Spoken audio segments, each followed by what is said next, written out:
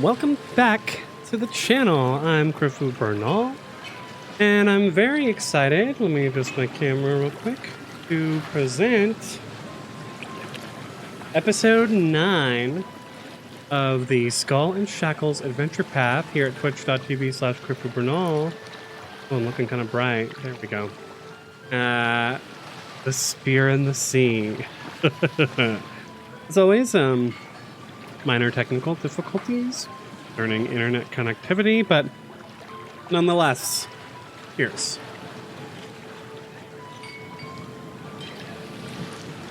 Well, it's been... no contact issue. There we go. It's been 2 months since we've started this stream, and as I say every week, it's quickly become my favorite stream.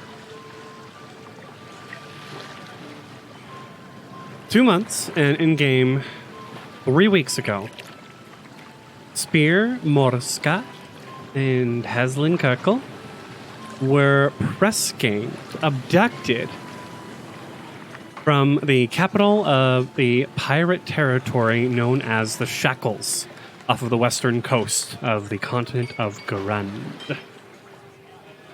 They awoke at sea aboard a boat called the Wormwood, serving under Captain Barnabas Harrigan.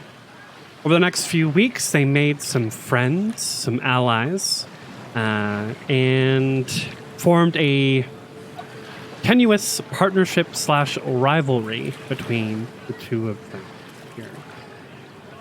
Since then, in the last episode, last week, the two, along with their friends and several other members of the Wormwood, were selected to serve under acting captain, Mr. Plug. I guess just acting Captain Plug in that case. To board the newly plundered, pirated ship, the Man's Promise, sail it back to Port Peril, and scuttle it, salvage it, sell it for cash. Gold. Hard gold pieces. However, their first night at sea, Spear and his friends couldn't help but notice that Plug and his minions were having a secret meeting in the captain's quarters aboard the Man's Promise. And so, the next night, we find the two of them. It's a camera opens on a dimly lit, sparsely decorated, furnished wooden cabin aboard a creaking ship. There are 4 men in this room and one tough-ass looking seagull with scars. It looks kind of fat, to be honest. That's pecking at a leg of some sort of meat bone on a forgotten plate on the ground.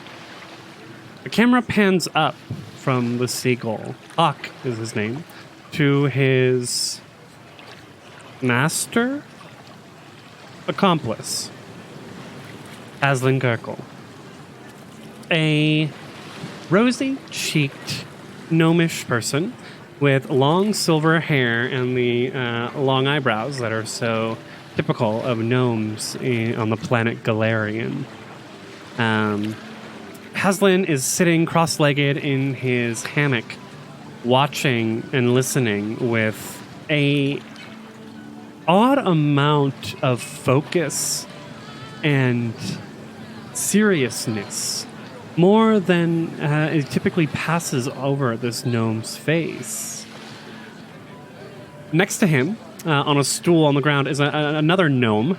This one, whereas Hazlen is dressed finely. I mean, his garb has been much tarnished and worn and weathered due to his work, his weeks at sea. He's wearing, despite the heat, he's got like a nice cloth poncho on with tassels.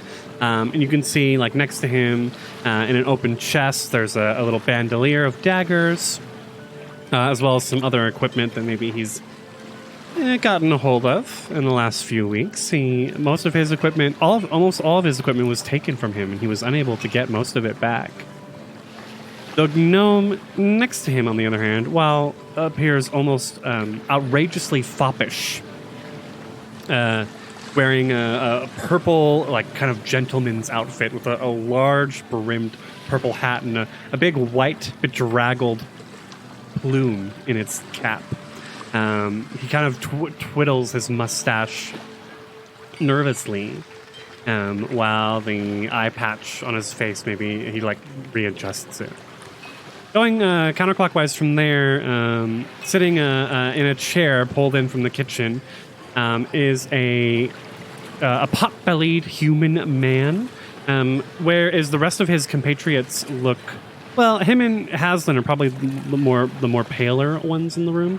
The chef here sees the least amount of sun working below decks, and so thus is the more pale. However, his maybe there's an apron on the chair next to him that's covered in blood and food from him preparing meals, and he swigs hard from a fine bottle of rum that he begins to pass around the room. A black chicken kind of like pecks awkwardly below his chair at his feet.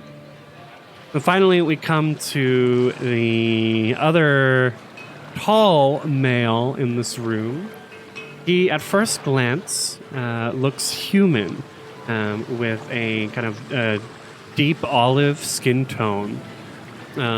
However, his ears are a little pointy, and his hair is short and black, but is framed on either side by these dark bone ridges that emerge out of his skull. He blinks, and you can see that his eyes are a bright purple, and on his neck, on either side, are sets of gills.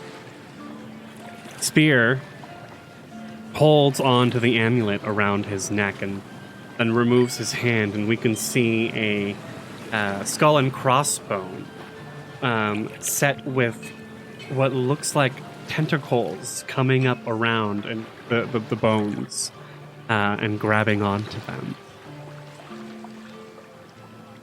I feel like we need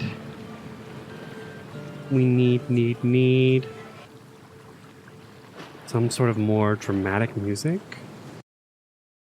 Do I have dramatic music?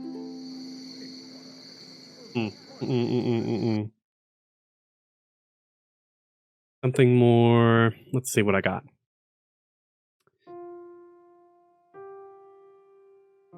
No. Aha! Yeah. Let's keep the ocean running, though. We're always on the ocean.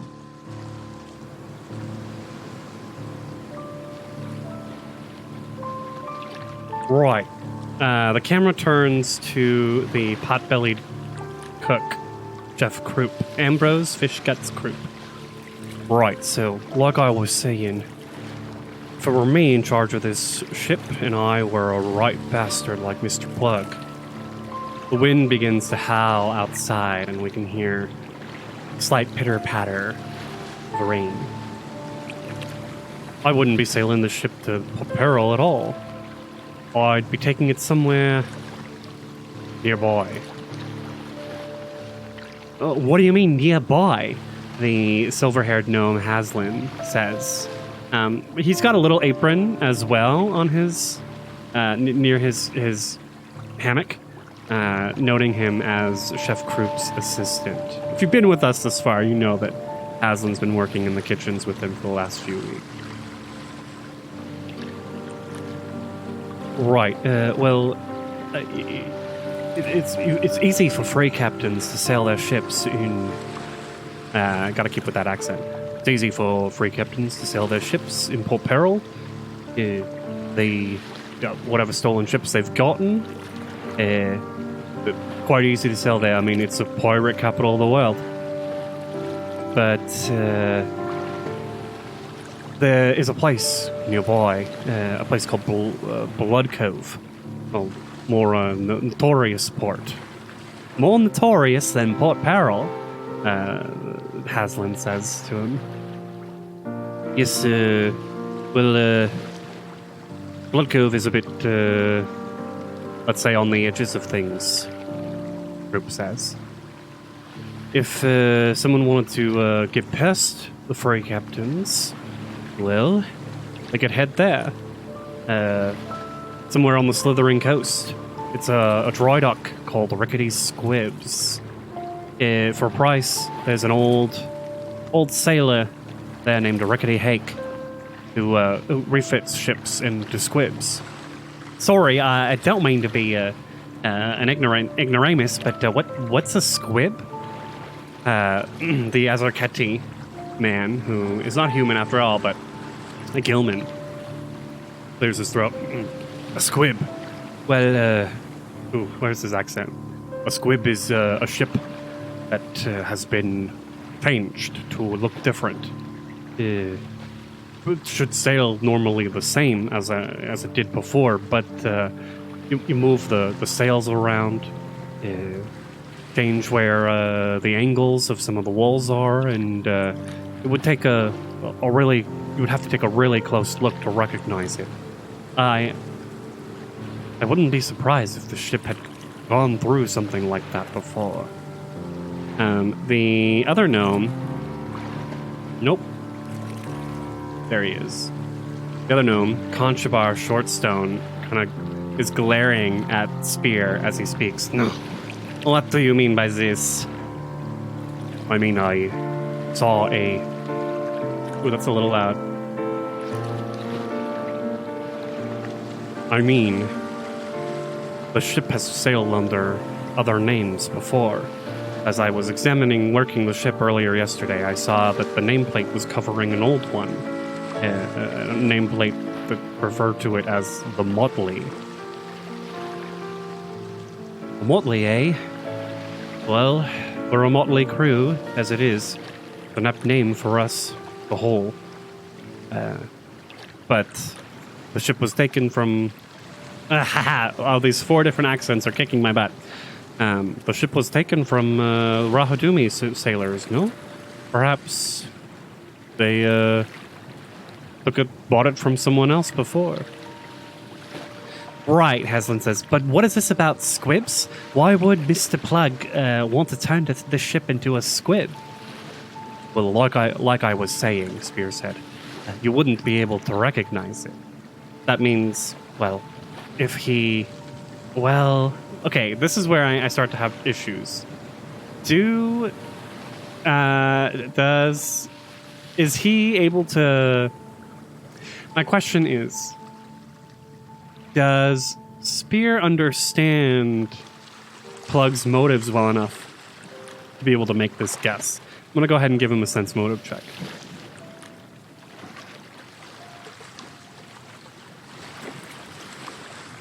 $14. He shrugs. I cannot say for sure, but were Mr. Plug to want to serve as his own captain, he would need to... The ship, by all rights, belongs to Captain Barnabas, Captain Harrigan. Spear here is right. Group says. Plug's a right nasty sort. He's only been first mate for a little while. Good point, GG Wow. Spear could list some common motives that other people have done it for. 14's probably good enough, like he was saying. If if he wanted to be captain, the ship belongs to Captain Harrigan. And like I was saying, Group says, Mr. Plug's a nasty sort. He's risen up in the ranks pretty fast for a first mate, and to be honest, I've served under Harrigan for a number of years, and well, I've never seen someone move up this quickly and have his predecessors disappear so fast. I wouldn't put it past Plug to have been killing his adversaries, as it were, Spear says. And Croup kind of takes a big swig from his rum and nods. So what are we to do about it? Conchobar says. let's Plug head to the cove and turn the ship into a squib, and we have a new captain, huh? I do not know about you, Conchobar, Spear says with a glare, but Mr. Plug is not someone I wish to be serving under. Well, I kind of have to agree with Spear on this point, Hazlen says. Mr. Plug is really keen to whip people when they don't do what he says, and, well, I don't quite like what he says all the time. Conchobar nods. Right, so... Croup says with, I think uncertainty in his voice. If Mr. Plug really is sailing in this direction, well, I can't imagine that he's got good plans for us once we arrive at our destination, either. You mean to think, Spear says, that Plug would do away with us? Conchobar, well, I am not surprised. He has already split some of our friends. I refer, of course, to Mademoiselle Caswell and Mistress Quinn, who have been forced to room with the bosun Master Scourge above. Right. I thought he was just giving Scourge some lovely ladies to look at while he goes to sleep. Spear gives him a look. I hate to agree with Conchobar in this case, but yes, I would not be surprised if Plug was already trying to split us up, put us on the defense. I hate to say it, as Chef Croup, but we may need to defend ourselves before we make it to our destination. Conchobar looks at him. You mean mutiny? The four of them all fall silent for a moment as the storm outside begins to pick up.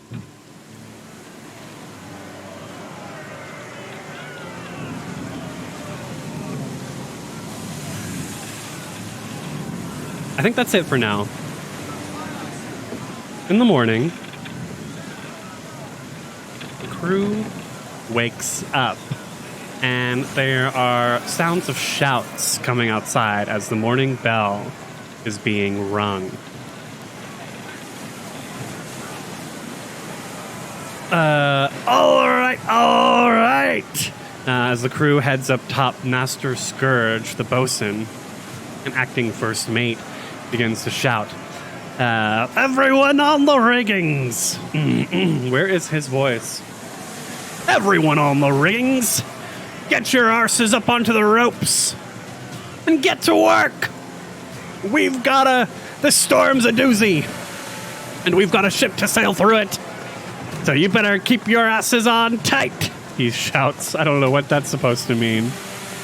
But, at this point, all of the crew is required to work in the rigging and are assigned random tasks.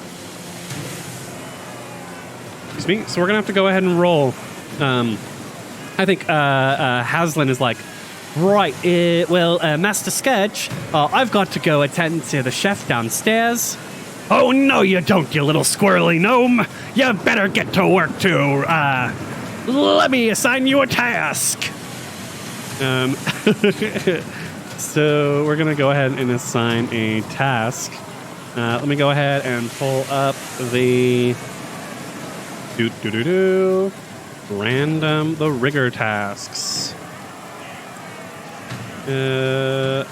Cookmates, rigging tasks. So we're going to roll 1d6 for our crew. Let's call it 2d6. First one's for Spear. Second one is for Hazlen. A 1 and a 4. So Spear is working on rigging repair, and Hazlen's on ropes. So Master Scourge says, all right, Mr. Cuckerel. We need someone who can actually climb the ropes. to get up there and repair them. You can't do that, so get down there and start stowing some of them ropes. Follow someone's lead and make sure you follow orders nicely. And Hazlen nods. Aye, bosun. And kind of like runs over to the to start working on the ropes.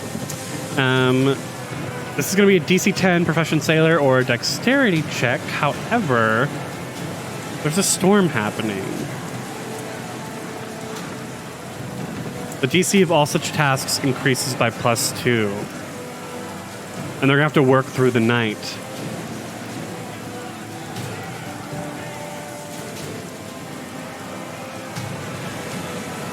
And then the storm will redouble. It's a stuff tomorrow. Great. So this is going to be DC 12 Dex check for Hazlen, since he's not a trained sailor, actually. Doesn't really need to be, honestly. Not yet. Plus he's rolling a +3. We've got our mythic surges, so he can add a D6 to this if he needs. Natural 20. He's been on a boat for 3 weeks now, for over 3 weeks. He knows how to stow ropes, at the very least. As for you, Mr. Morska, climb up into the rigging and start repairing the ropes. You know what to do. Aye, bosun. And he's going to start climbing up the ropes. He's going to have to make several climb checks at DC 12, because +2 because of the storm, to reach the rigging 30 feet up. So he's going to have to make, let's call it 3 climb checks. Otherwise, he'll fall down. Spear is rolling a +7 climb. He's a good climber. Yeah, 21, 20, and 19. Easy. The Azarketi man, unbothered by the rain that's falling down around him. In fact, perhaps strengthened by the water flowing into his skin and through his body, climbs up the ropes. Then we're looking at a DC 12 Profession Sailor check. So he's got a +6 Profession Sailor. Easy enough. DC 10.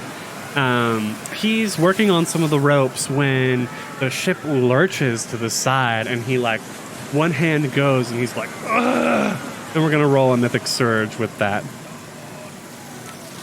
+1. So he fails by 1. Not the best, but oh well. That's gonna count as a Mythic Power for the day. Cool. They work through the day and through the night.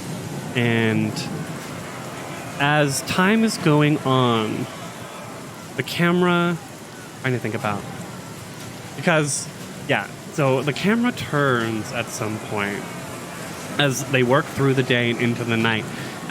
Ropes are breaking here. Hazlen and Spear are working in tandem. Hazlen's throwing up new ropes to Spear, which he's tying off to old ropes, throwing down old damaged ropes to Hazlen, who's going and stowing them for repair as soon as things kind of end.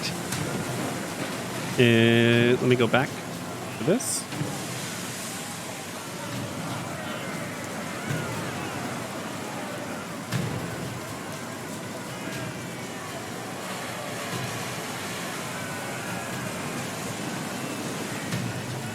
Okay. As night comes and the crew finishes their actions, so we're going to go ahead and start moving things around. Let's put the 3 of them. It'll be down here, over here. We're going to move some people over here. And we're going to move some of these people over here. There's lots of people in the ropes. I'm going to have some people down below. This is an interesting part. where like people are working. So we'll put Hazlen, Rosie over here with Conchobar as they're working on stuff. And these folks over here kind of working on stuff. Of course, Master Scourge is nice and safe and dry with Mr. Plug. Croups down in the galley working on some stuff. The night falls and everyone's, busy trying to keep the ship together. The sails intact, the ropes intact, so that they don't lose control of where the ship's going. And through the dim moonlight,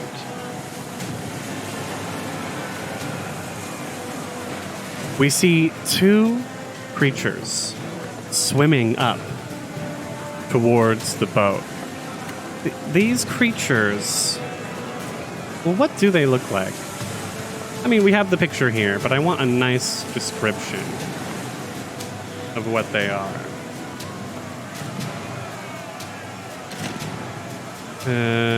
Hold on.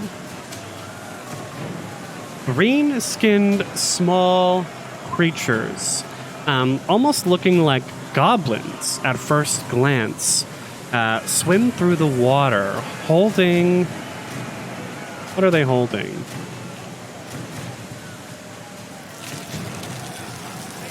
They're holding weapons. Of course they are. But what kind of weapons? They're holding spears. Great. Holding spears, swim towards the side of the boat and begin climbing up the sides of it with these suckered hands. And as they climb, you see that the bottom halves of their bodies, rather than ending in like short little stubby goblin legs, expand into 8 tentacled limbs, almost like octopuses. This music's a little loud, isn't it? Is it coming over a little loud? Let me know if it's too loud, y'all. I'm going to turn it down just a smidge. As they come over the side of the wall, they can see here Sandara Quinn and Crimson Cogward. They've run over to this side because they can see that the boat... there isn't a boat on this side anymore. That doesn't work.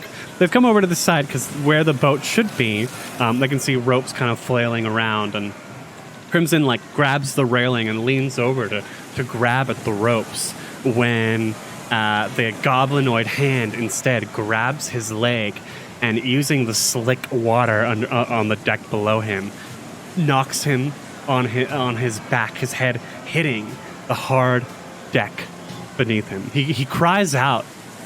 Maybe this pirate over here, Areta Banchin, one of Master Scourge's favored minions, looks over. But through the darkness and the rain that's obscuring her sight, doesn't see anything, shakes her head and turns back to what she was doing. Sandara immediately sees him, goes down, and goes to grab at his foot because she can see that something's happening when the second Grindylow limb comes out and grabs her. And she lets out a shout as she's pulled over the edge of the ship. The two of them splash into the water below with their amphibious attackers.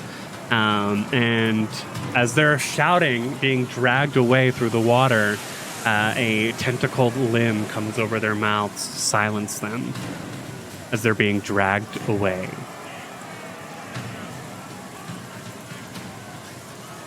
Dawn finally comes. And there's a slight lull as everyone grabs some water and maybe a quick bite to eat. Ambrose comes on decks to hand out these little sandwiches that he's made. But at this point, the storm, like I said, redoubles its ferocity. And dark shapes loom out of the sea all around them. It's still hard to see. It's almost as if there's a minute of brightness that comes through, and then more clouds seem to, as if insulted by the sun's light, forms to block out the morning dawn. I think we're gonna have to roll. We're gonna have to roll fatigue checks. What is the fatigue check for this? Because they've worked through the night. They didn't have any time to sleep. Let's see.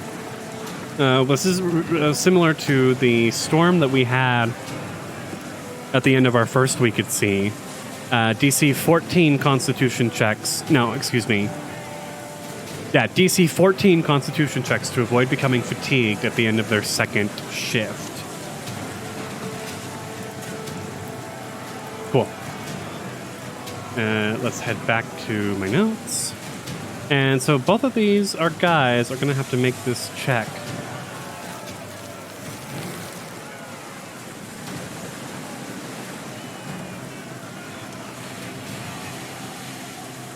Here we go. Hazlen's got a plus 12 Constitution.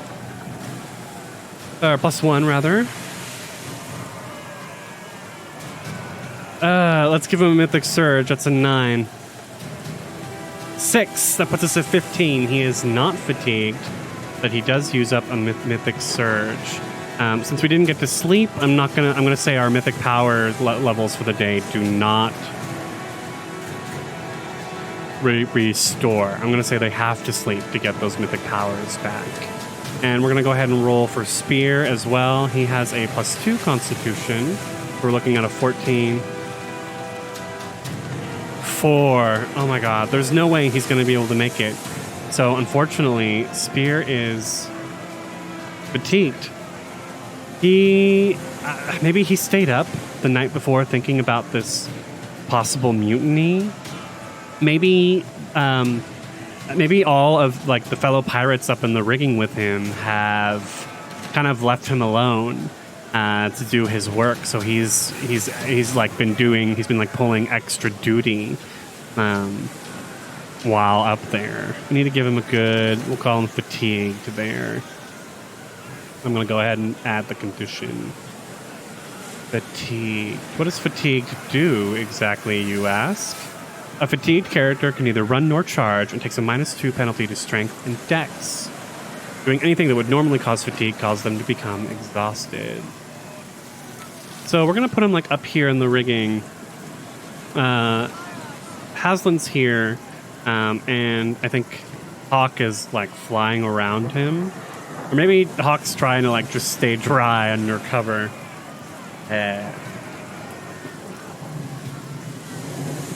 And they work through the day.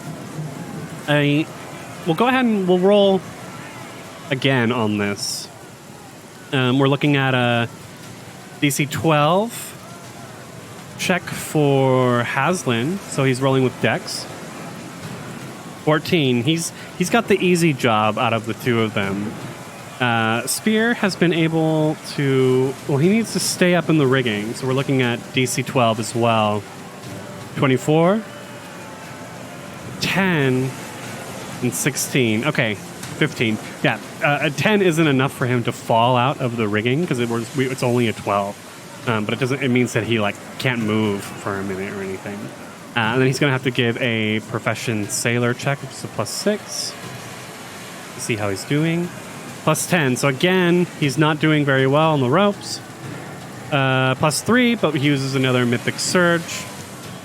And powers through it. Let's not forget, Spear and Hazlen here are legendary creatures, legendary figures. They are the members of their.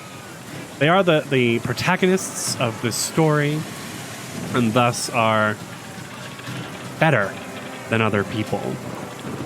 And as night falls, we can see a group of those same creatures from the night before, more Grindylows, swimming towards the side of the deck.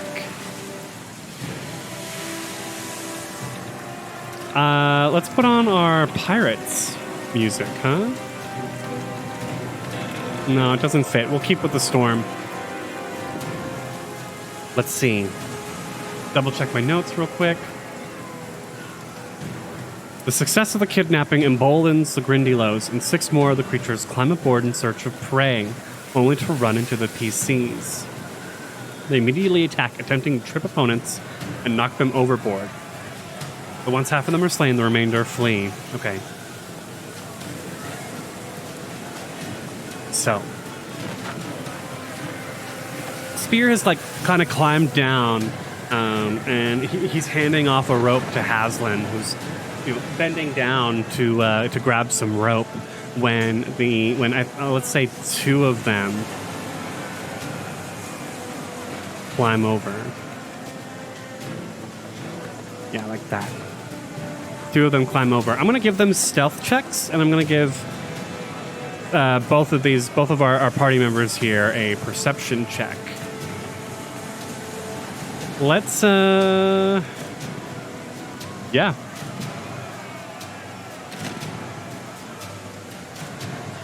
Just double checking. We'll go ahead and put Hawk here in arm's reach so that Hazlen can get his perception bonus with his familiar. Oh shit. Oh shit, these Grindylows have a high-ass stealth. And this advanced one even further. So we're going to go ahead and roll for these first 2. Natural 20 for a 36 and a 33. I don't think there's any way Hazlen or Spear can see them coming. Even with natural 20s, we're looking at 28 for Hazlen and 25 for Spear. So they do not see them. Fuck. So they climb up. Well, first off, we need to roll initiative. Holy shit. Oh my god. Hazlen's about to get knocked into the water if they succeed this trip check. And he's a shit swimmer. And this is DC 20 swimming water. So otherwise, if he can't, he'll start sinking immediately. Oh my god, I'm nervous. Holy shit. It's not like they're super hard. They only have 5 health. This one up here, this leader, has 7. And remember, on a surprise round, you can only do so much. So this first surprise round, they're going to move up and into position. Right? But they could just wait, climb over, 5-foot step, and then make the attack. Yeah, I think that's what it's going to be. Arguing with myself over rules here. Okay, Spear's got a +0 because he's fatigued, and Hazlen's got a +4.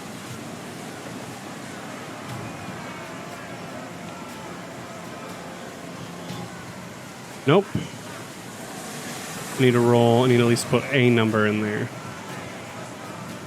Okay, good. Let's go to our Grindylows. This first one's rolling with a +4. The rest are rolling with +2. +2. +2. +2. +2. +2. And actually, we're going to say that these other ones are already climbing up on the sides. They're not worried about taking turns.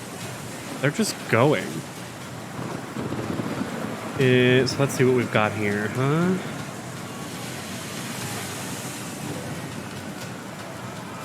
Okay, so we're in the surprise round. This one hops over and is going to straight up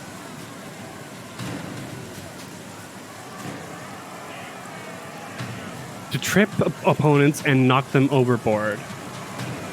So I think what all he has to do is trip him to knock him overboard. Yeah. Let's fucking do it. Let's fucking do it. CMB +0. It's not like Hazlen's got great combat maneuver defense. He's sitting at a 12, so there's a real chance that he could fall overboard. Natural 20. Oh my god. First thing in the surprise round So Spear's like working on some rope, and it's kind of like, hand me the rope. And Hazlen goes, all right, Spear, here you. Whoa! As this Grindylow pops up and just knocks him over. He like splashes down past this, holy shit, past this Grindylow and into the water. I think at that point, oops. I'm going to say that Hawk is quick enough to avoid getting tripped with him and will take flight, although it's going to be hard for him to fly in this stormy weather. Spear and Hazlen are not in the surprise round. Shit. I mean, but they could be.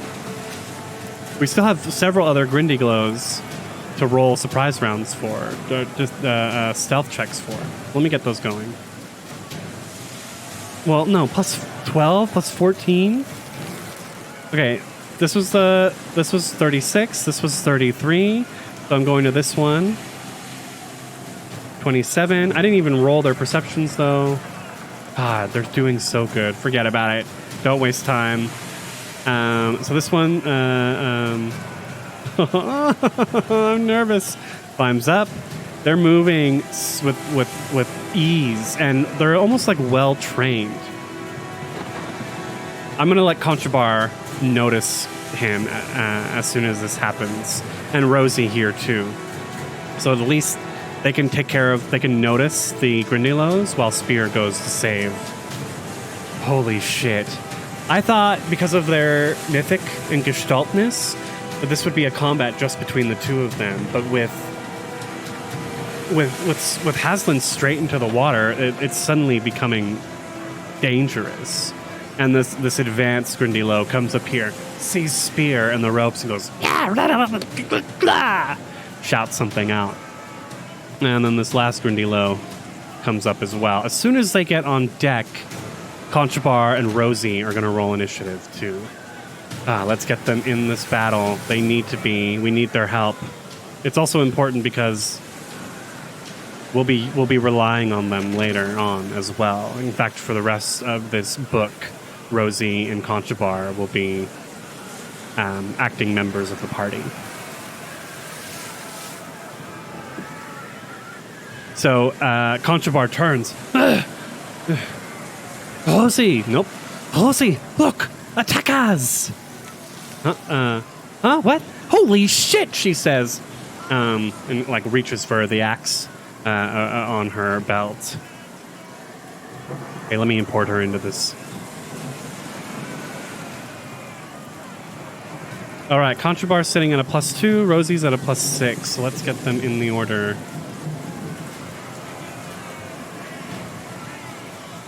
Damn. Okay. That means Rosie, holy shit, she says. She reaches for the hatchet at her side, pushes Conchobar out of the way, and moves up here to go and attack this. Damn, Rosie, fucking fighter. Attack this dude. Let me see real quick. We are in... Visibility is practically 0, making perception checks all but impossible. Well, that explains that. I wonder, are things getting concealment in this case? D20 storms. Not weather domains. Let's look weather. I'm a big fan of D20 PFSRD for all my first edition Pathfinder stuff. However, Archives of Nethys is also a fantastic location, and I use that honestly for all my second edition and my Starfinder stuff. But D20 PFSRD, honestly, you just can't beat it. The way you can like search for things, super easy. This is more than a light rain. This is at least a rain, if not a heavy rain. Which means what? Are we... No concealment. It's just issues with ranged attacks and perception checks. Okay. Very helpful. Good to know. So she's going to go ahead and make an attack with her Masterwork hand axe. +7. Versus its AC is... It only has 5 hit points. And its AC is 15. Oh, so close. What is that AC made up of? We're looking at +3 from... No. +3 from Dex? +2 from Dex, +2 from Natural, and +1 for Size. So, yeah, at a 14, she swipes the hand axe across its scaly flesh. But because she's so surprised, she's not able to hit hard enough to actually pierce its hard, naturally hard skin. This Grindylow here, it just tripped Hazlen into the water. And so I think what he's actually going to do is... jump after it? Yeah, he's tasted blood. And he's like, these are goblins. These are aquatic goblins, don't forget. So he goes,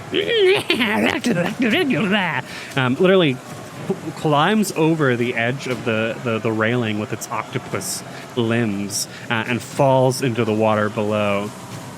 Straight up going to stab at...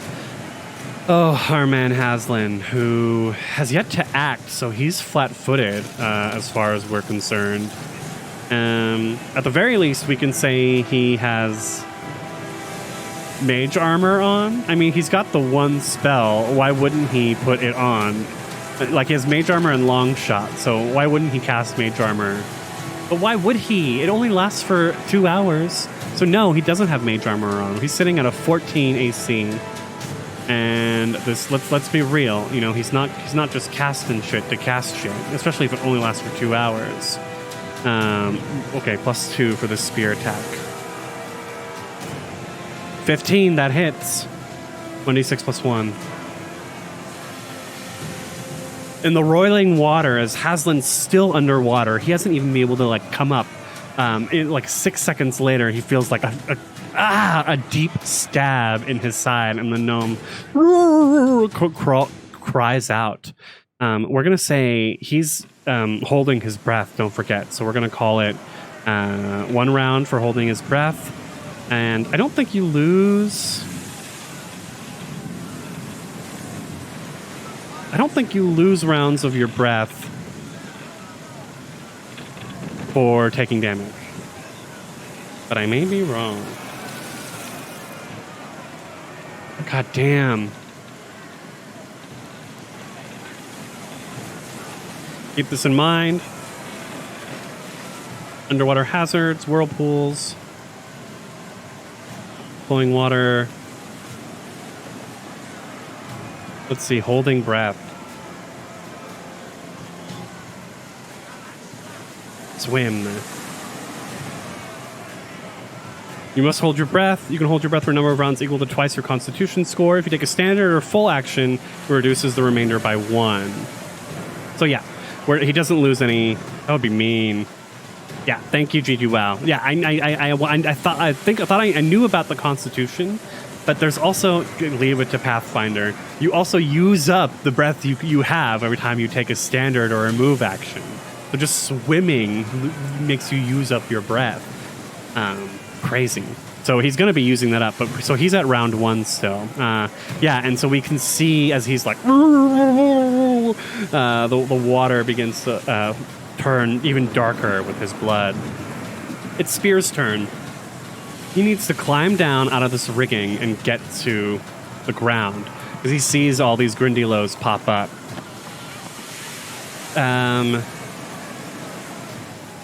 He's in a good spot up there, actually. Let me see. He could throw one of his spears, probably. He's got a short spear and a regular spear. And a shield on him. However, is he wearing his armor? No, why would he be wearing his armor? But there is an issue where it looks like he's carrying his armor, which he shouldn't be. I am going to say he has his... no, let's take his shield away, too. So he's got his spear with him, his long spear. We'll say that much. Oh, yikes. Okay. So he needs to climb down first off. 15. He's able to climb down from where he is. He drops, pulls out his spear, and I think he's just going to go ahead and stab this one in front of him, who's actually, compared to the rest of the Grindylows, seems to be wearing almost like wooden bone jewelry, and has like a sort of bone bracelet around his arm, marking him as some sort of leader, perhaps. So we're rolling with the spear. I'm going to go ahead and turn on power attack. Because why the fuck not? Don't forget, he has the Desperate Battler mythic trait, mythic feat, so he gets a +1 because there aren't any allies within around a foot of him, 5 feet of him. Let's move Hawk over to the side there. So he'll just be rolling a +4 on this, but if he hits, that's extra damage. 22, hell to the S. And he's going to kill this thing. Easy peasy. 11. He jumps down, spear, literally twirling the spear that he's pulling off his back, and shoves it through the Grindylow's neck, doing 11 points of damage and killing the thing. Or making him die, which is enough to consider it dead. Hazlen needs to start swimming. Unfortunately, Hazlen's only got a +1 to his swim. +1. +1. He's at medium. Damn, he's at medium. Why is he's at medium because of all the money he's holding, perhaps? Which he shouldn't be holding. But also medium. No, we need to get rid of this because I do not need him rolling even worse than he should be. Money, money, money. That money is weighing 8 pounds. Jesus. How do I drop it? There we go. Drop to the ground. All right, so we're up to a +4 swim. That makes it a lot more likely. 21. So that spear stab makes him like, and he like immediately turns around, comes up to the surface, and can see this like octopus goblin in front of him. He fumbles for a dagger at his belt and goes to stab at the thing awkwardly.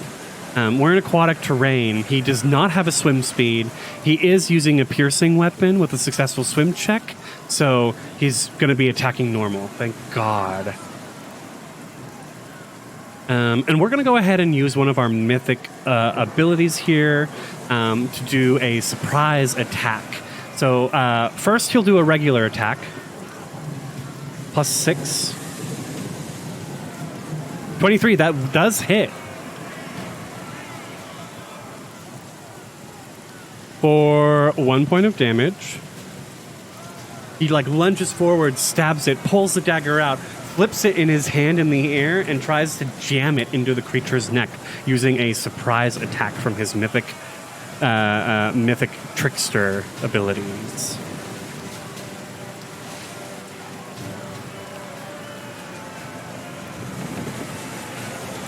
Excuse me. Where are we?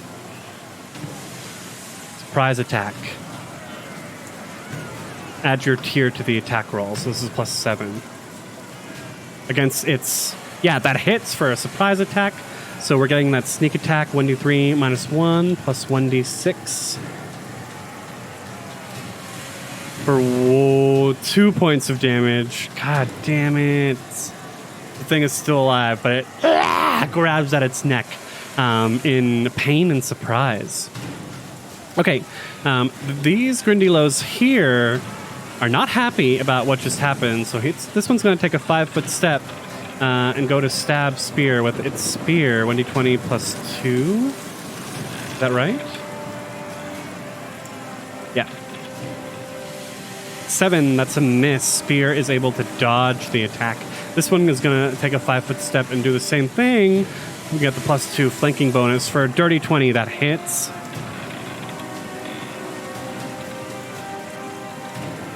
for 2 points of damage. Ooh, okay. You know what? We probably didn't need to include Rosie and Conchobar in this, but they were literally right there, so they saw it happen. This one will, with its spear, attack Rosie. 4. She's got her hatchet in one hand, and she sees it coming and just ducks underneath the lunging blow. And this one's dead. So Conchobar, Miss Caswell, no, let me help you. And we'll move up. He's inspiring courage, but I'm going to say it's only for Rosie that his inspire courage goes off because of the way that the rain is falling. No one else can hear the shouts that's coming over them. So him and Rosie both will be getting the benefits of his inspire courage ability, which means 1 round of inspire courage, bardic performance. The +1 to attack and damage. He draws his sword cane and goes to stab. 12. That is a miss. The Grindylows is able to dodge the attack easily. And this one's going to come up and go and stab at him as well. 15. Conchobar is not wearing armor, so that's definitely going to hit. 26 +1, I think it was. Yes. So many moving parts. You know, normally the PCs get to, you don't have to worry about the PC's abilities. 4 points of damage. So as Conchobar is focused on defending Rosie from this Grindylow, this other one comes around to the side and cuts right through his large purple jacket that's hanging drenched on him like a weight. Top of round 2. Oh my god, so much has happened in 6 seconds. Drink.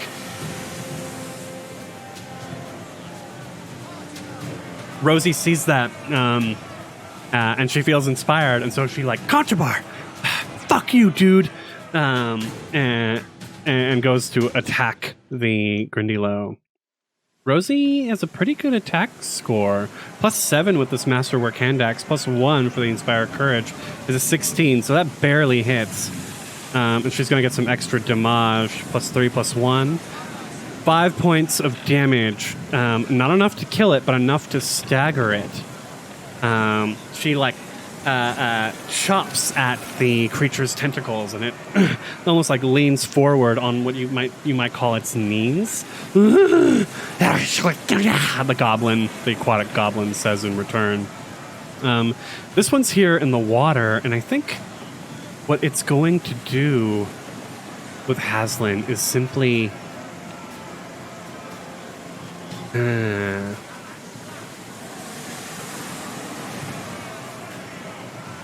during the Grindylow's turn, it can make a single trip attack as a swift action. Oh shit, because of the tangling tentacles. That makes sense. Aha. So he's going to make a trip attack as a swift action to force Hazlen to have to make another swim check next round. Or start sinking. It gains a +4 on this trip. So what did we say? Hazlen's got a CMD of 12. Not very much at all. So it's getting a +4 to this. Wow, holy shit, I should have read that before. The +6, not enough. Its tentacles swoop forward, but Hazlen kind of I don't know, he swims out of the way. Maybe a wave comes and carries him above the tentacles for a moment. But the Grindylow, unperturbed, strikes forward with its spear. And it's not enough. Hazlen's able to take his dagger and quickly hit the spear aside. Feeling quite proud of himself, actually. Spear here, on the other hand, is surrounded by these creatures. He's got some mythic abilities that he could use. So he can make a sudden attack at his tier and roll with advantage. Let's go ahead and make a regular attack at the one to his right. +6, not going to work. So we're going to make a sudden attack and use that mythic surge ability. 23, because that first one was a natural one. Jesus. That's enough to kill it. So he goes to stab. The creature ducks out of the way. As it comes back up, he stabs again from above, piercing its skull into its brain, blood starting to come out of its eyes. He pulls the spear out and it falls to the ground, dead. -10, yep. However, that used a mythic surge ability, mythic power. So he's down to 4 left. Just fine. Back to Hazlen in the water. He's gasping for breath, but luckily he's still good. He's going to go ahead and make an... do we need to make a swim check anyway? Every round?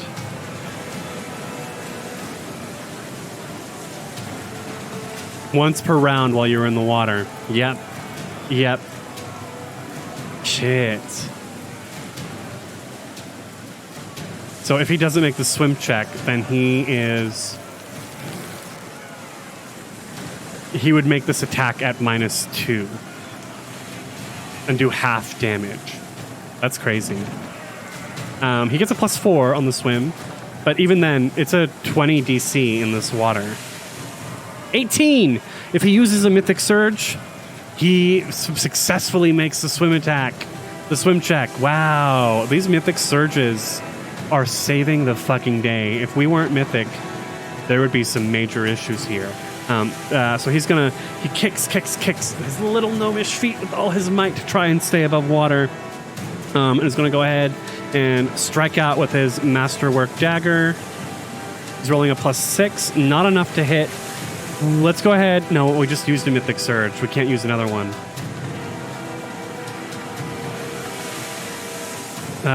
Mythic surge. It's a swift action. Using this ability is an immediate action. I think we can only take one immediate action per round. I don't. Or is that true? Because then if we do that, that's right. But then the surprise strike is a swift action. So we're going to go ahead and do the surprise strike as well. +7. 15. That is just enough to hit. 1d3 -1 plus 1d6 for 7 points of damage. He goes to stab and the creature dodges out of the way. But he quickly maybe throws the dagger up, catches it in the other hand, and straight into the head of the Grindylow. Jesus.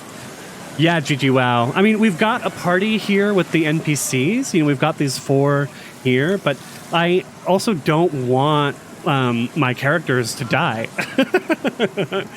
Straight up, I can't have...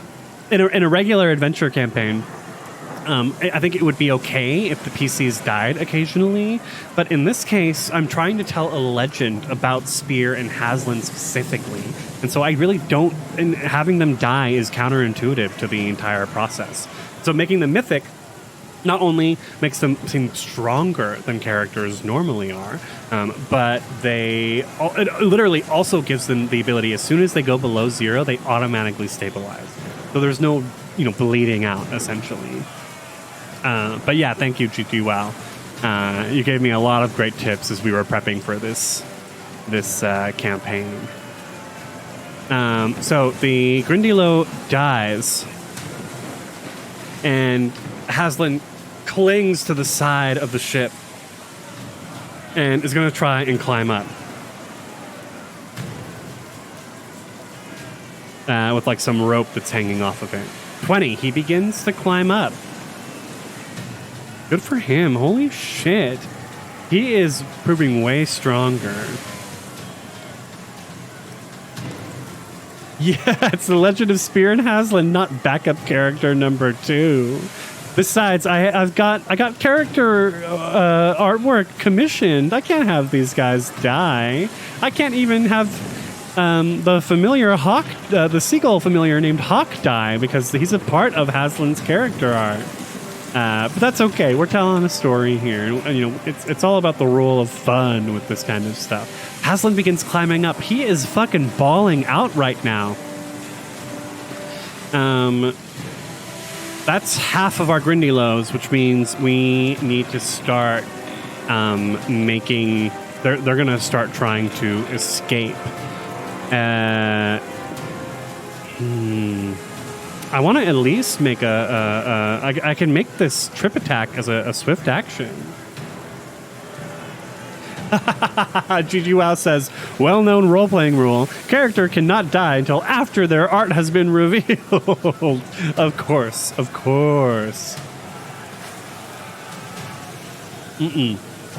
This Grindylow tries to trip Spear to make his getaway, but is unable to do so. And is going to move 5 foot, take a 5 foot step down, but rather than provoking an attack, we'll just try and stab out at Spear. For a 12, that's a miss. This Grindylow is dead and dying. This Grindylow is staggered. This one is going to... It sees that Rosie has staggered his companion and brought him close to dying, and so it's going to go ahead and make the same thing, a trip attack against her. I should have been doing that plus 15. I didn't think about that, which might actually... Nope.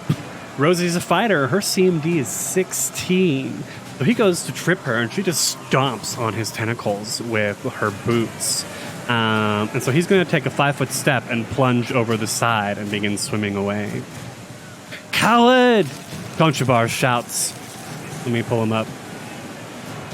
Oop. Coward! Conchobar shouts as he goes to stab out, continuing his bardic performance, giving him a +1 to this attack with his sword cane.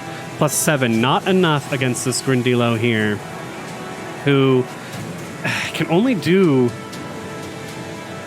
is staggered, can only take a move action or a standard action. So he'll take the 5 foot step as a free action, and then he can't get away, he can't fall over without provoking an attack of opportunity.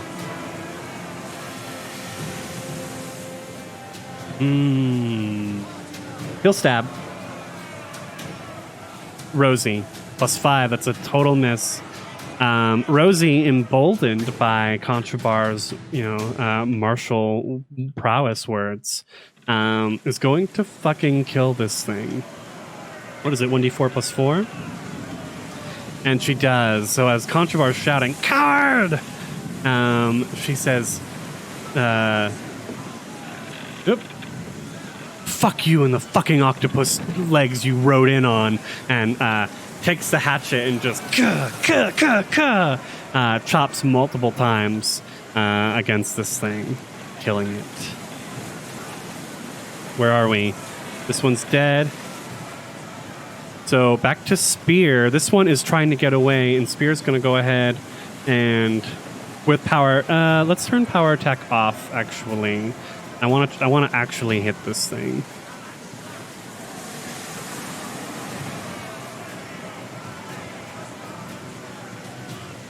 Which brings him up to a +5. 18, that hits. That would have hit otherwise. But he's going to do enough damage here to where it won't matter. As this thing is climbing up over the side of the ship, he spears it in the back, pulls out the spear, and it slides, hits the deck, and bumps up against the railing. Let's see, dead. That means Hazlen continues to climb. I think Spear, he takes that shot, moves over to the side, sees Hazlen climbing, and is going to spend the rest of his move action to aid Hazlen's climb check. What's Hazlen climbing at? A +5. So first up, let's see if he can aid him. He aids him. 20 +5 +2. 26. Hazlen, he grabs Hazlen's hand and pulls the gnome over the side of the ship as this last Grindylow swims away. Okay, we're out of initiative. Conchobar and Rosie run over. What the fuck? It almost got me, Hazlen says. like trying to be like proud. But don't worry, I held my head above water and killed the beast. He looks over. There, you can still see it all floating on the surface. Good job, Spear says. But we must warn the others. Make sure that there are no other intruders. And so they begin running around the ship, letting people know. As the group... so they begin moving towards the captain's quarters when the ship, like, rocks. The sound of wood splintering from below. And they are thrown down, like, against... Spears gets thrown down the stairs, and the rest of them, these little ones, hit the column here. Hazlen hits the main the column, the main mast. Hello, we're on a ship. Rosie tumbles, whoa, and falls right into Conchobar's arms. Funny that we would meet like this. Conchobar, shut the... And then there's another, like, lurching and leering as the three of them, like, crawl over to the stairs, and the group manages to get below decks. Oh. Well.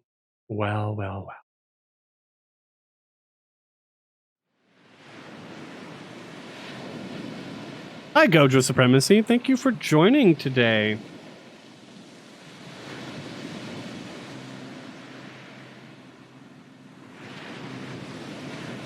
Oh. Hours later. No, that's not quite right. Go back to open ocean. I think maybe something here. That's not quite right either. Oh, I kind of like that one.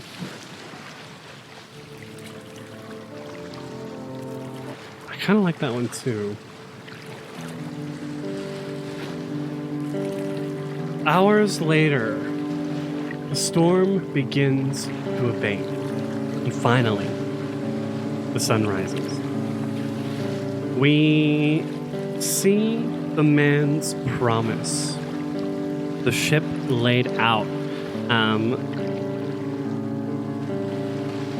with a large hole in the side of the main hold.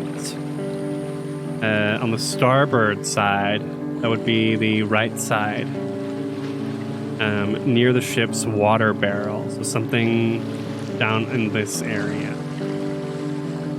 The main hole? Yeah, that sounds about right. B12, yep.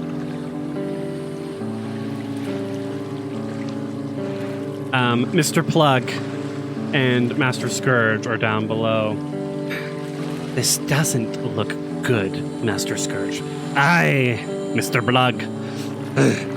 Hey, you three, start bailing the ship, the water out of here.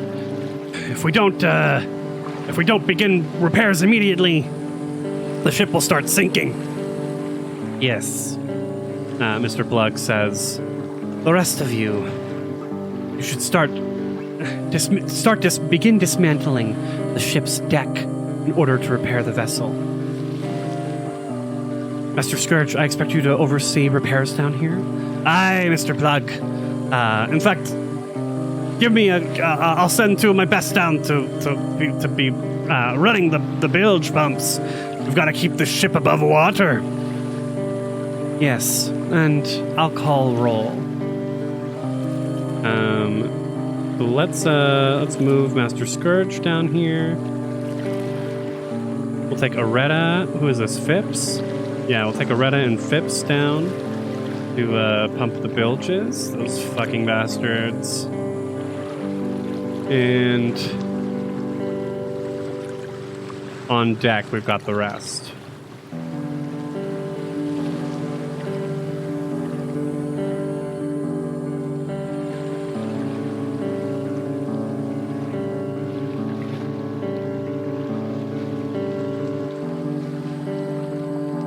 Take this off.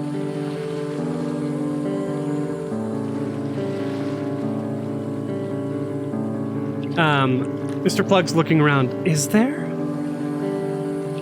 I believe we're missing people. Mr. Plug, Rosie says. Our friend, Sandara, she's missing. Yes. The pirate priestess is gone.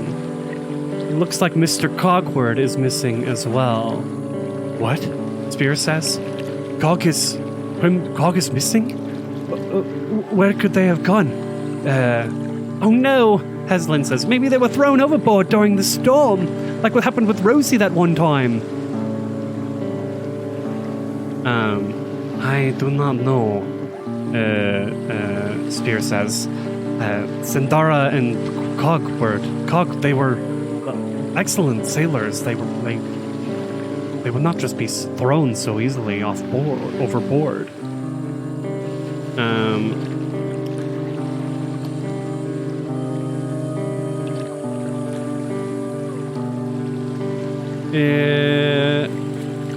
Let's give Spear and Hazlen both perception or survival checks to see if they saw where they went. What are we rolling? +5 perception for Spear. Too many tabs open. Is this music too loud? This music's a little too loud, isn't it? Let me turn it down just a little. There we go. +5 perception for Spear.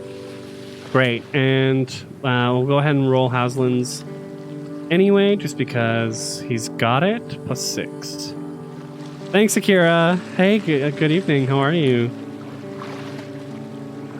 22. Okay, so the two of them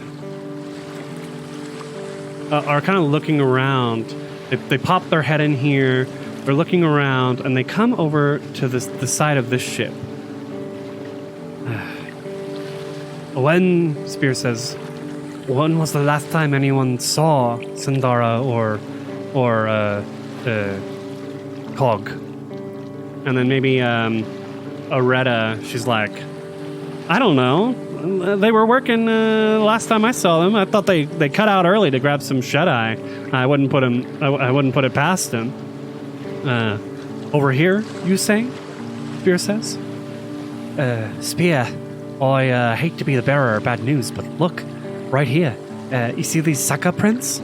It looks like more of those octopus goblins were here. Oh no. Do you think? Yes, a woman's voice behind them as she approaches. The Rahadumi officer who once served aboard the Man's Promise, named Rumi. I wouldn't be surprised.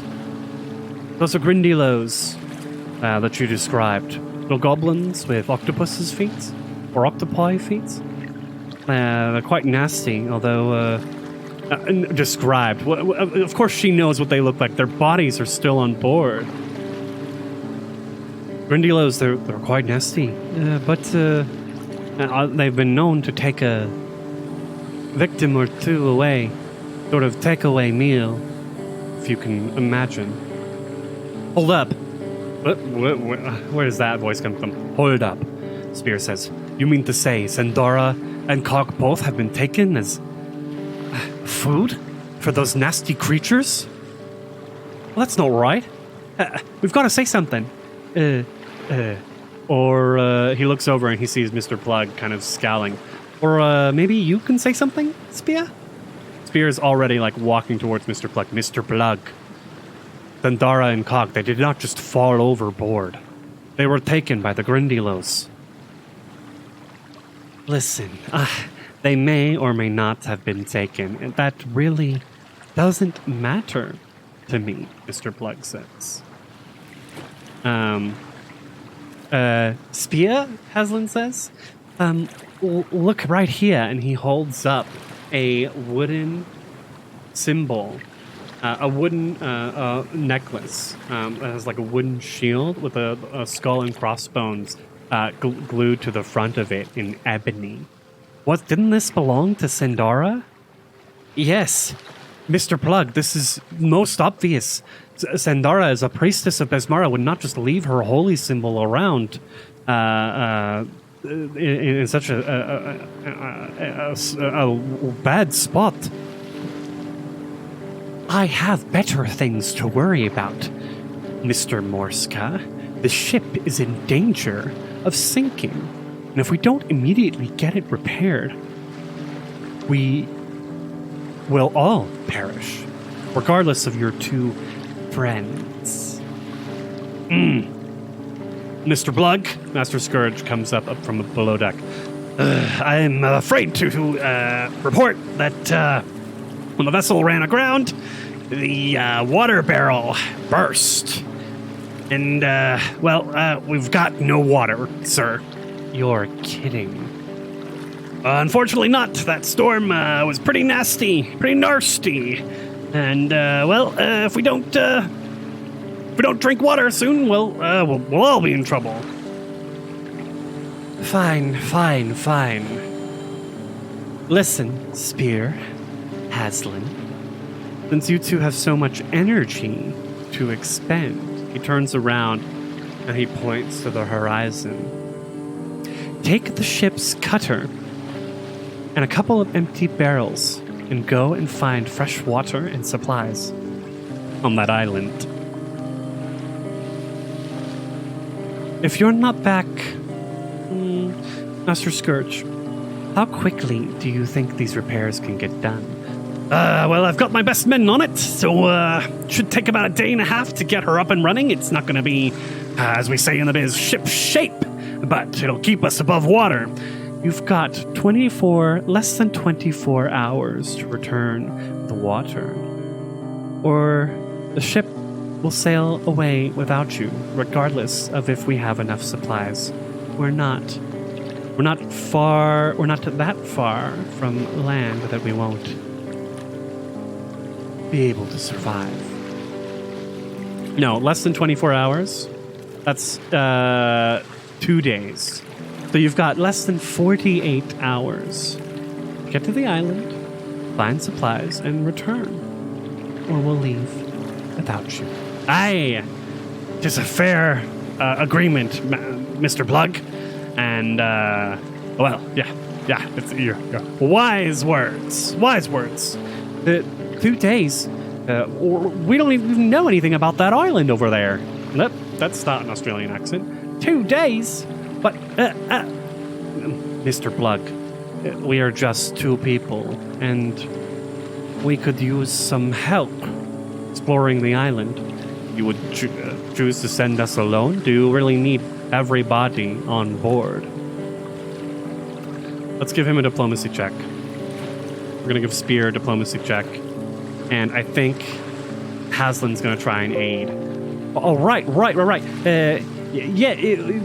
more the merrier. And, if we had some people with us, then we could bring back even more water and more supplies. Right? So we'll give him, that's a plus. Spear normally has a +6 diplomacy on that. Unfortunately, Hazlen should be making this check. He's a +9. But Hazlen's going to attempt to aid. He aids, so Spear will be getting +6 +2.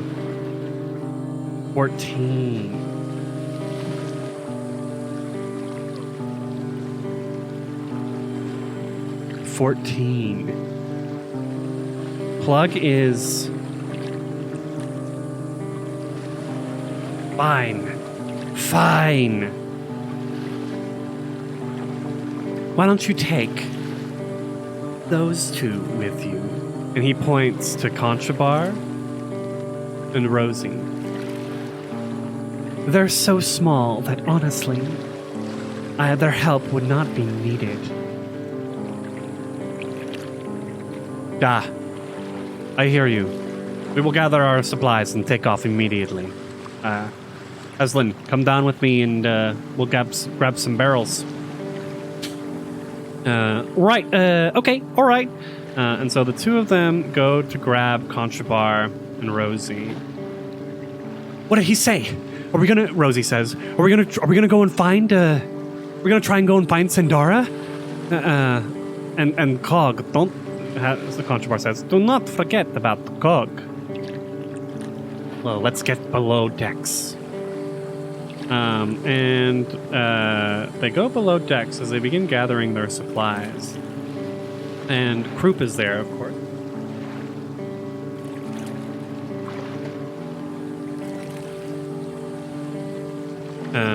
And this random pirate who followed them. All right. We have 48 hours, less than 48 hours to get to the island, find water, fresh water, and find our friends. I knew it! Rosie says, I fucking knew it! Yes, we're gonna try and save them, right? Whoa, Hazlen says. You heard, Mr. Plug, where's that Australian accent going? You heard, Mr. Plug. We're not supposed to go and find them. If anything, that only detracts from our time aboard the island to get what we need and get back in time. Otherwise, what, you want to be castaways? You want to be forgotten about? Normally, Conchobar says, I would agree with my fine friend, but it would be ill-sporting, Conchobar says, to leave our friends in the grips of such nasty creatures, no? Aye, Spear says, I do not think it would be wise to forget about Sandara, who has been such a help to us. And Cog, well, Cog is important as well. So, the four of them, god damn, and they haven't had any time to sleep. We'll say they had time to sleep.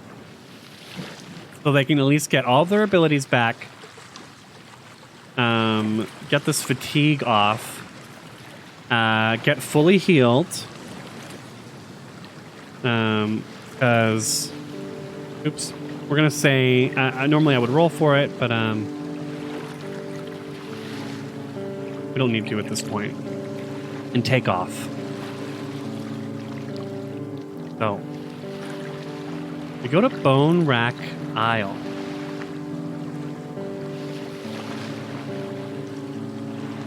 Our heroes don't yet know the name of this island they have come to.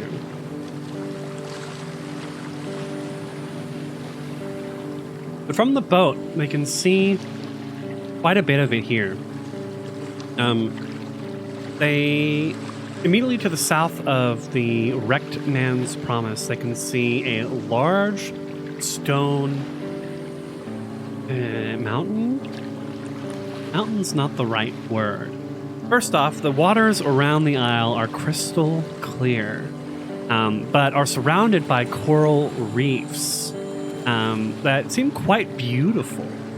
But as they get into a boat that's lowered into the water, the four of them, and as Spear and Rosie begin to man the oars, Spear kind of, well, these waters, they seem, the tides are stronger than I would have expected.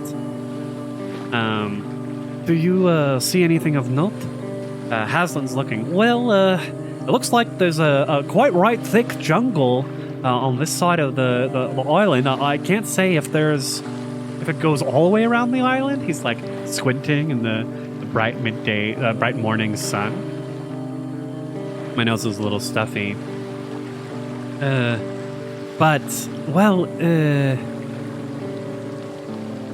there's that rocky cliff over there. Some 500 feet up. If we went over there, well, we might be able to... God, where is this? I've suddenly forgotten how to do an Australian accent.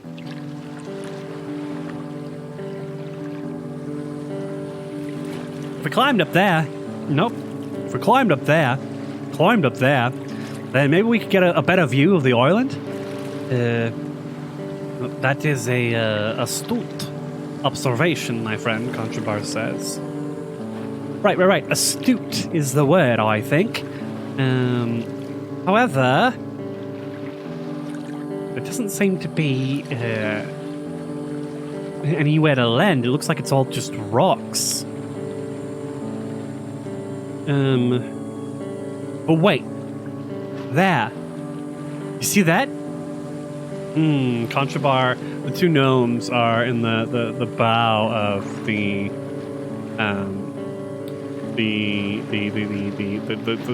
boat. And they're like, oh, yes, Conchobar says, pointing in the direction of C3 here on the map. It looks like some sort of village. Conchobar, can you fucking speak common, please? I am, Miss Caswell, a village. A village, he says. I don't know what a fucking village is, she says in between grunts of rowing the boat. I believe, Spear says, that he is referring to a village. Yes, a village. Don't you know?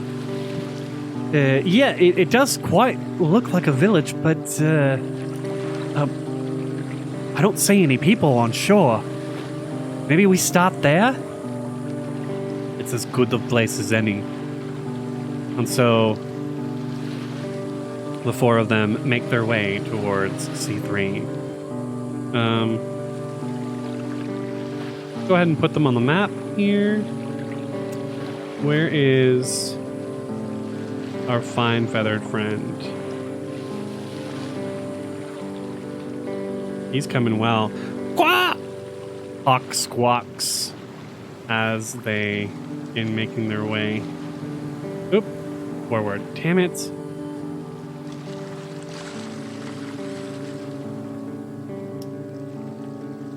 The boat lands.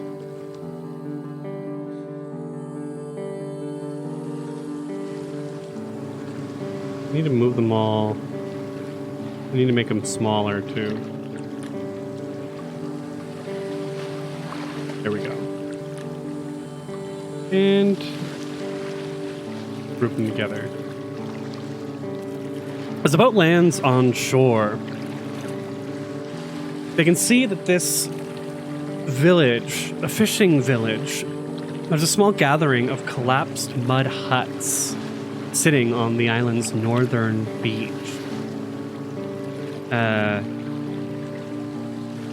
Spirit hops out of the boat and pulls it up with the three smaller people. He's the tallest one here. He's about 6'2", 6'3", whereas the others at most are like 3 feet. They're all half his size.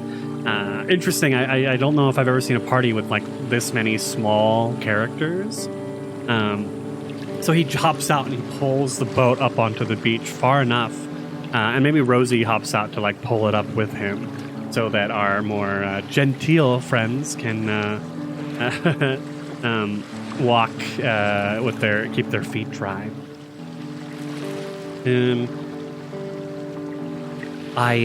Spear says, I do not know if this is a good recommendation, but perhaps we should split up, examine this place for, what do you call it, clues? Right, clues. That's what they do in all the good old tales. They split up and they find all the right stuff. Hazlen's trying to like keep a cheery demeanor, but there's something odd, especially as the sound of the open ocean begins to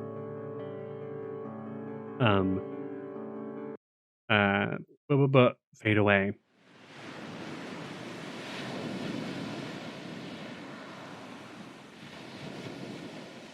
Spear and Rosie split up and begin looking around. I don't fucking see anything here, Spear. And I'm kind of worried. You think Sandara's okay? I cannot say for sure. But she is a strong woman. A tough person.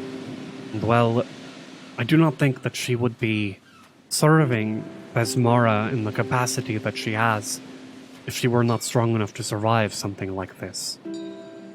Survive? Survive what?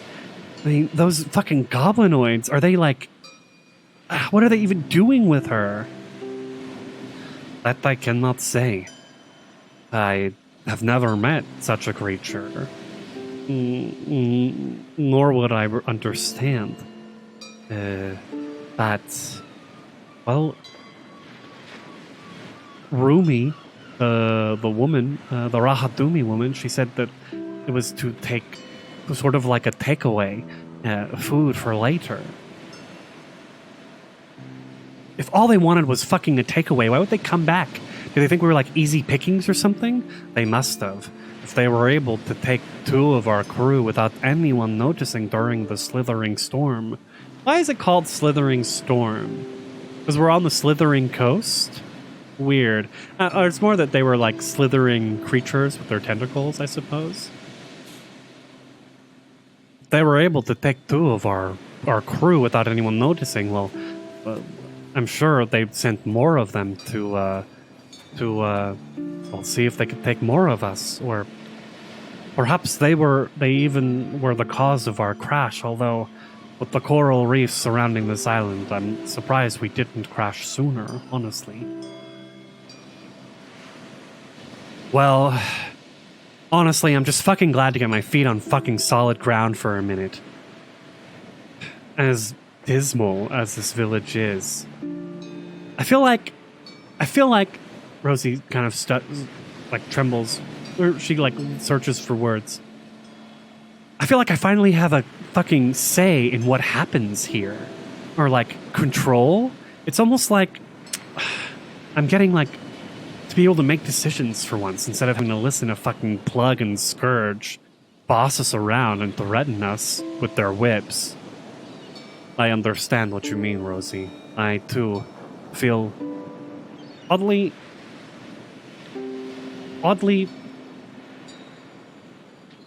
what's the word? Empowered. Despite the, like, as you said, dire circumstances find us in. I don't think there's anything here, Hazlen shouts from across the village. It doesn't look like this place has been lived in for decades. Nope.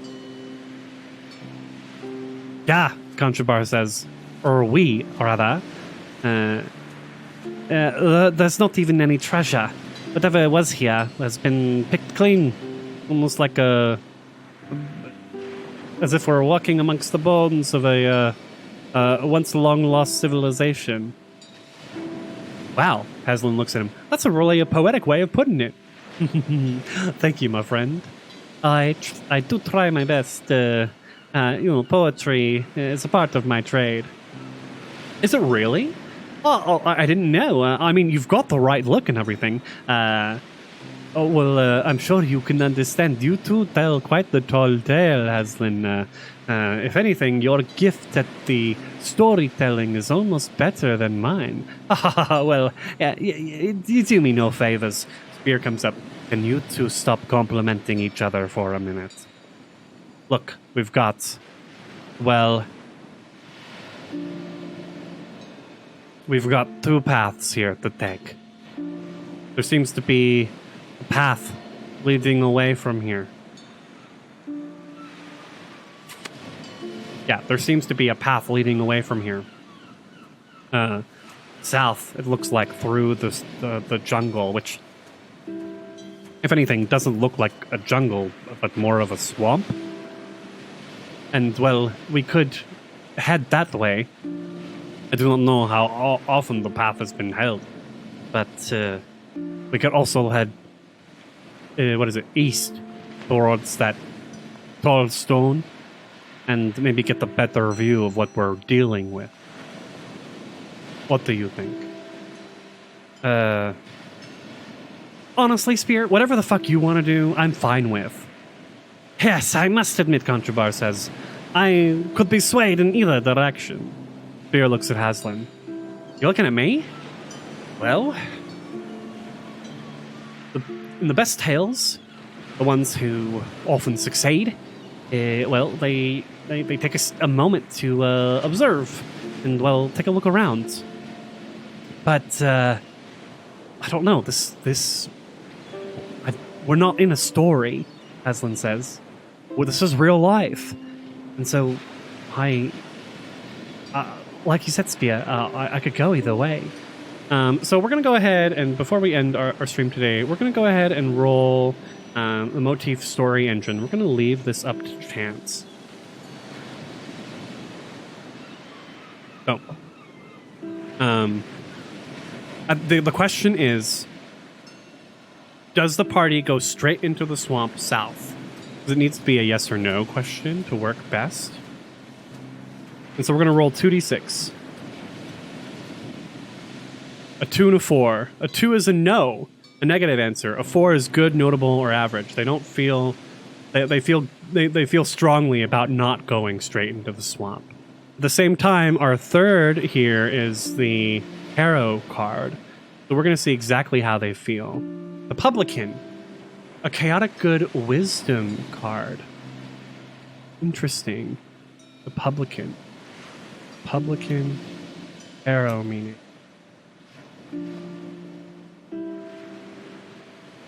The chaotic good card of wisdom. Publican, we're going to go to the Eye of Horus and see exactly what it means. In British English, a publican is the keeper of a public house or tavern. It's in this context that we meet the publican. We can see the card features a Cyclops tavern keeper, effortlessly pouring ale from one mug to another. Drinks are quite potent, as we see passed out patrons on the floor.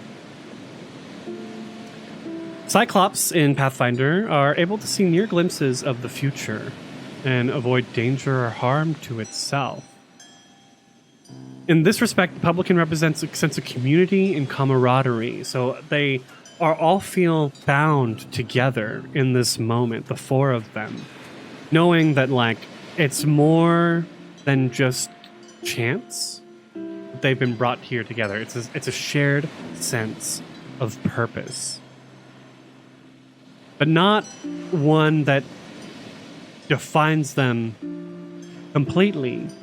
One that it's up to them to determine what the definition is and how they go about it. Well, Fear says. If that's the case, then, Hazlen, I think you made a really good point. The best tales, one should get perspective. Wisdom, in this case. I think we head east.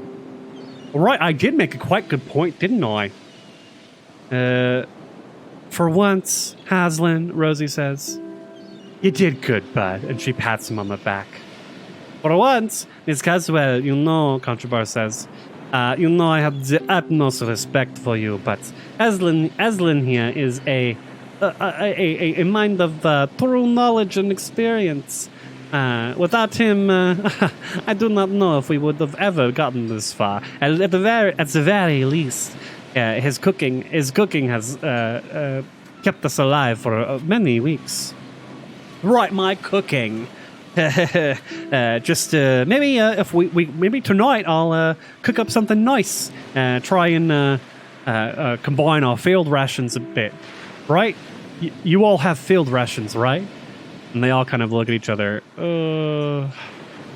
Anyway, maybe we'll find something, and I'll try my best. I learned a couple things under Chef Croup.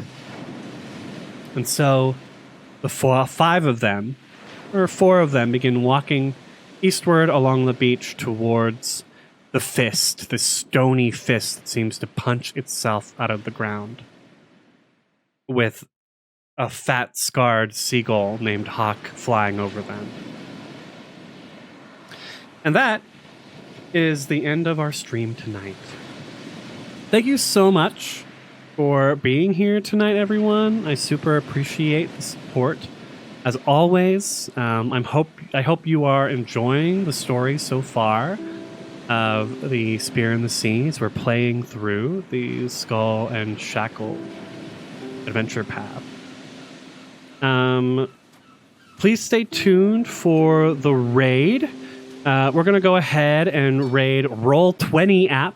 They are the app that makes the They are the people who make the app that we've been playing on, and they are streaming a game today to raise money against Asian hate in America.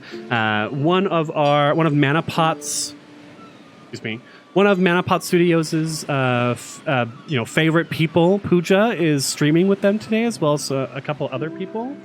So we're going to go ahead and set up the raid for Roll20 app. Please stay in the raid with me. The more the merrier.